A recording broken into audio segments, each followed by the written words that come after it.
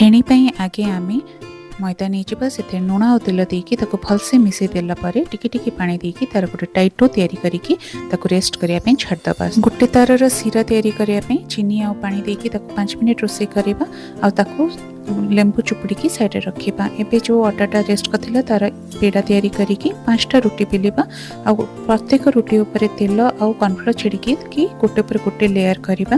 तापर जेतले 5टा रुटी लेयर हो जिवो ताको टाइट रे रोल करदबा आ ताको छोट छोट पोर्शन रे काटिकी ताको पतला पतला बेलदबा और मीडियम रो लो फ्लेम रे गोल्डन ब्राउन हो गले ताको ठंडा करके सीरा रे लोटपट करदबा आ हो गला फेणी रेडी। एंजॉय।